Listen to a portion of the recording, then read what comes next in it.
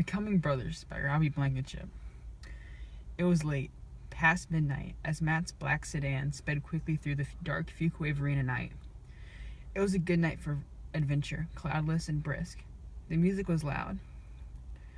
While it was hard to make out the words that Matt and Logan were saying to each other and occasionally to me from the front seat, I could clearly hear the singer's voice plead through the speakers, "If you love me, let me go." Followed closely by two other acquaintances, Matt knew the way well. Suddenly snapped away from my staring into the black leather seat back in front of me, I watched Logan's head turn around towards me, and I heard him call out in my direction, "Dude, I'm actually really scared."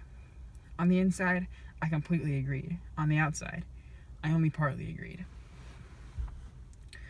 Making a U-turn and then taking a quick right onto an abandoned road, Matt, who didn't look frightened at all at our impending doom, glanced behind him to make sure the second car still followed closely.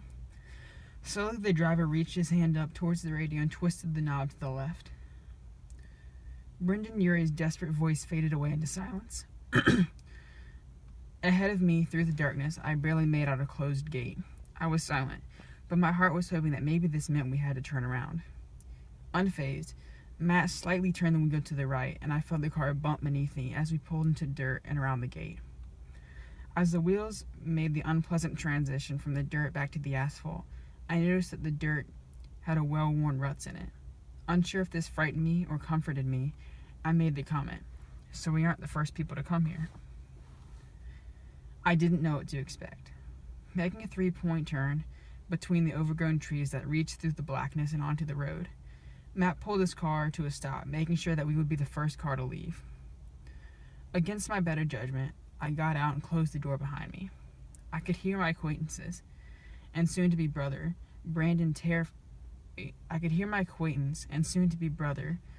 Brandon's terrified whispers as he got out of his car alongside his friend Michael.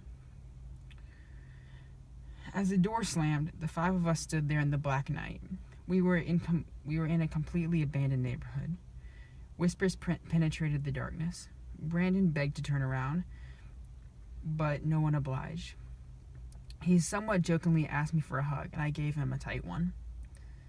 Being our steadfast guide for the night, Matt pointed out the layout of the forgotten development that we had found ourselves in. Staying in the middle of the pack, I followed our guide down the increasingly overgrown street. And there we were, no more road.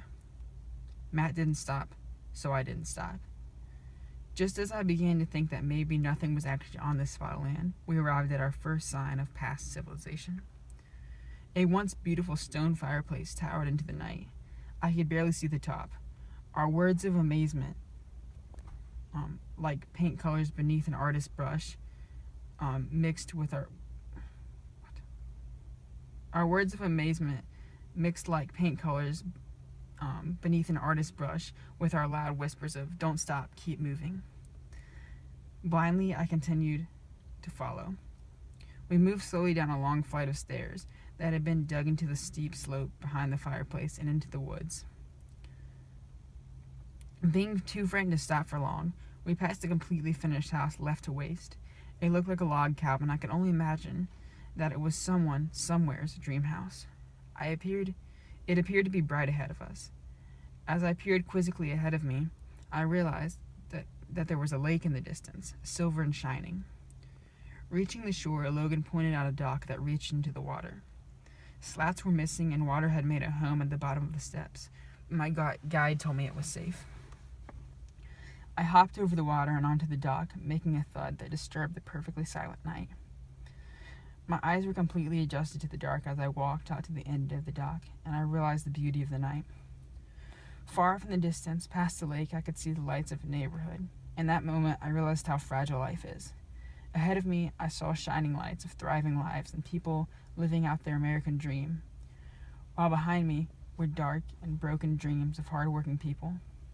Splash! Crap, what was that? I'm sure it was nothing. Quiet. Okay, I think it was just a fish. Are you sure it wasn't something trying to scare us? Nope, I'm not. Splash! Our 5 figures raced into the night. We weren't going to stop for anything. I ran as fast as I could. Adrenaline rushed through my veins as I finally made it to the car. We were all there. We were safe. The fear still pounded inside me, trying to escape. As the seconds went on, our excited voices rose up again. Inside our safe cars. My heartbeat slowed. Driving away from that abandoned neighborhood in Fuquay-Varina, North Carolina, I started to feel like those guys around me were my brothers. Although probably nothing more than a frog, to this day we still aren't sure what made that terrifying splash in the lake. Looking back on that night, I realized that I learned a few things. I learned that the vast majority of fear is only uncertainty. Matt wasn't scared at all until the splash, while the rest of us were terrified. Matthew had been there before, and he knew what to expect, while the rest of us could only imagine what we were going into. I also learned that going through things together brings people closer. We saw each other at our weakest. Let's just say that dudes aren't very cool when they're terrified. We were terrified, but now we're brothers.